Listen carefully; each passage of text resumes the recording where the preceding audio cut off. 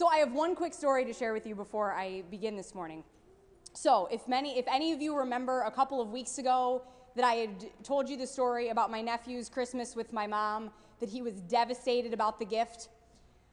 Felix is now 6. I walked into his house yesterday, and lo and behold, that 6-year-old boy was on that rocking horse, smiling and laughing. So we snapped a picture of him and sent it to my mother and said, it only took 6 years, but he loves it. So there is always room for hope, you know.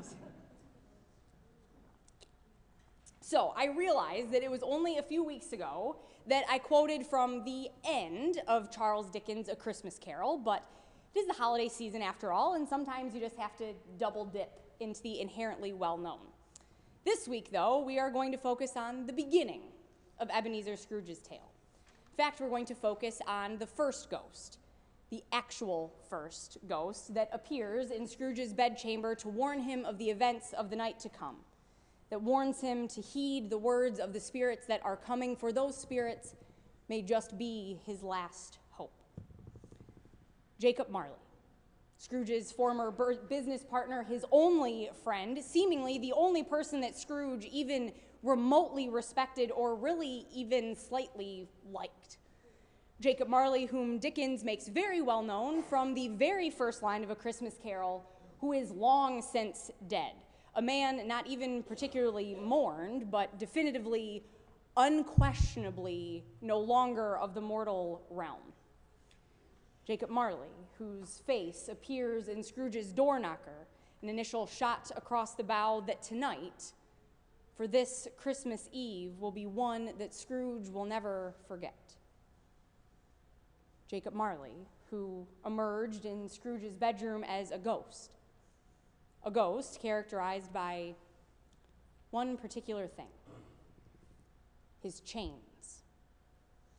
Even in death, Jacob Marley dragged around the spirit world the ghosts of his past. Chains made up of cash boxes and keys, padlocks and ledgers, deeds and purses made from steel. He couldn't escape them. They were his for eternity. He tells Scrooge, I wear the chain I forged in life. I made it link by link and yard by yard. And Marley rattles his chains at Scrooge as a warning, for Scrooge is forging his own chain with each breath that he takes, with each humbug that he utters, with each person who comes into his counting house only to be shut out without a word of help, with each invitation from his nephew to spend time with family ignored. Now, Scrooge tries to kind of play off this warning, a little scared, but mostly uncertain, because at the end of the day, this all seems like a bunch of ghost story nonsense. But Jacob Marley will not let him ignore this warning. And so with one last rattle, he tells Scrooge to listen to the ghosts that are coming, because they might be the only thing that can well and truly help Scrooge become unchained before it's too late. The Israelites that Isaiah calls out to in our first lesson this morning come with their own sort of set of chains that they were painfully, fully aware of. Unlike Jacob Marley, though, they were made aware of their chains when they were still very much of the living. They were, in fact, living in the midst of one of the darkest times in Israel's history. For 60 years, an entire generation's lifetime's worth, the Israelites, God's own chosen people, had been living once again under the thumb of a foreign power in a foreign land. For you see, in the year 598 BC, the Babylonians crashed into Jerusalem, and the entire identity of God's people was changed forever. By 586, all of the Israelites were forcibly removed from the promised land, paraded eastward through the desert to Babylon. And the last image that they had of their beloved Jerusalem was of the temple, God's own home, the place where God promised to dwell amongst God's people, lying in a heap of smoking rubble. For Jerusalem had been sacked, the temple destroyed, and the promised land was no more. Or at least for the Israelites, it certainly was no longer their land.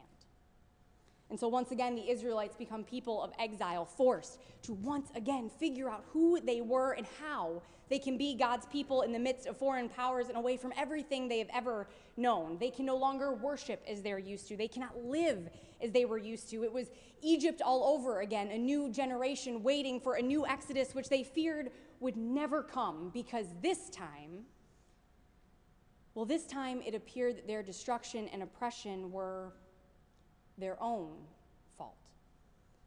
From every corner of their world for decades, prophets had stood on street corners, in the halls of the temple, and in the fields of the countryside, proclaiming the destruction that was coming if the Israelites did not repent. Since the time of King Solomon, the Israelites had been pulled further and further away from God, allowing their kings to convince them that it's totally all right to worship other gods. God won't mind. They had become a community no longer interested in the care of one another, no matter what all of those 10 commandment things said. They were people now out for themselves, no longer caring for the poor or the widow or the orphan. The prophets, much like Jacob Marley, tried to get them to change their ways, to warn them that God's wrath would come if they didn't return to God. But they didn't listen. And thus the exile began. And so our lesson from Isaiah today actually carries us all the way to the end of that exile. The Israelites have come home once again. God has delivered them from the hands of oppression. The new exodus that they longed for had indeed happened, and now the prophets have a new message for them. But no longer a message of destruction, but in fact a message of hope. Isaiah proclaims to the people that God is coming into the world. God is sending a servant who will completely change their lives once again, but for the better. All of that weight that they carried on their shoulders, the burden of the exile, the knowledge of their brokenness, the invisible chains that were wound around them carrying symbols of their sin, they would be broken. God makes a new promise to Israel, a new covenant that will be everlasting. They will once again be God's people, and God will restore and renew them. God is coming to bring good news to the oppressed, to those who still feel the weight of the Babylonians on their backs. God promises to bind up the brokenhearted, those who still can't process what has happened to their land and to their people. God promises release to the captives, to let the prisoners go free, promising that this exile of mind, body, and soul is truly at an end. God will comfort those who mourn and turn their funeral clothes into garlands of celebration. Even the city itself will be renewed. Buildings repaired, ruins raised up. Jerusalem, the temple, God's own people will live again and live fully and completely in relationship with their God, who never ceases to love them desperately and unabashedly, no matter how many times they mess up. The prophet promises the Israelites that God is coming to perform extravagant works of liberation, not only for them, but for their lands, their infrastructure, their systems of power. Truly, every ounce of life will be unchained and renewed in the power and love of God, who truly never leaves God's people. Everything is opened and transformed, released from the weight of exile and sin, and born into a new day of hope and renewal. But there is one thing that the Israelites must do.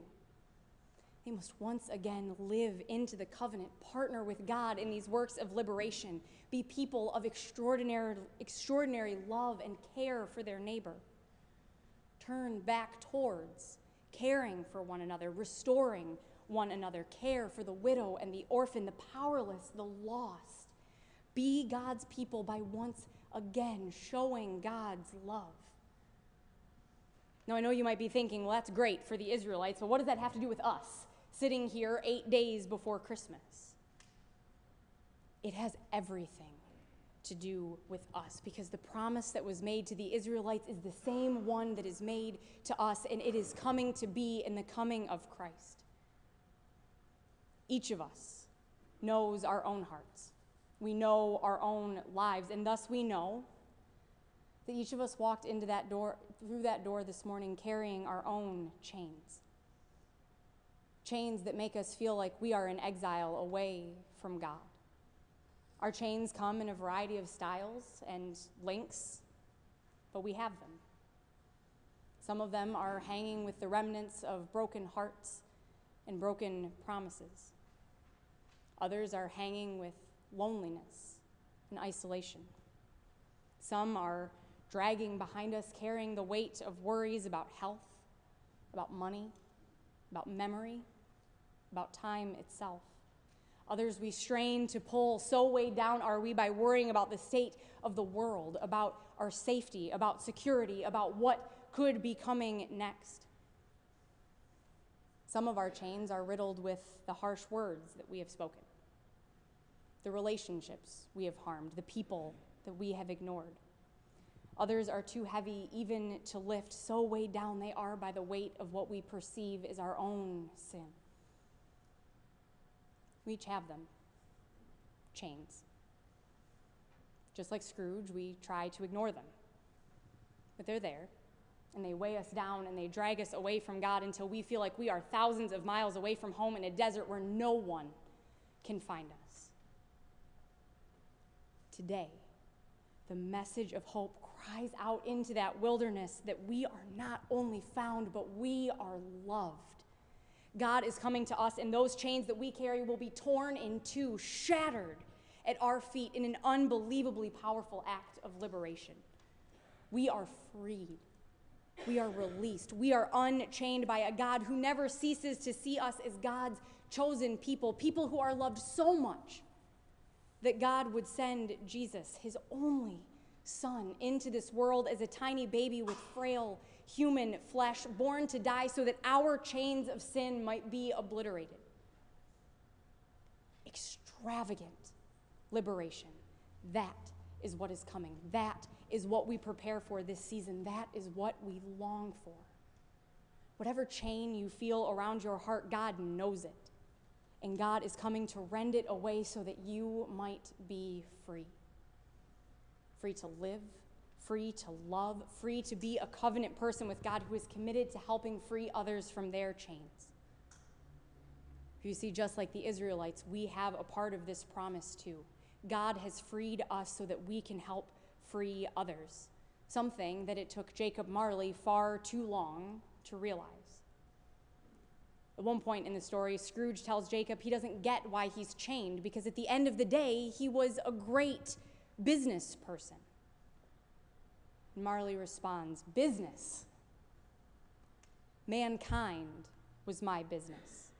The common welfare was my business. Charity, mercy, forbearance, and benevolence were all my business.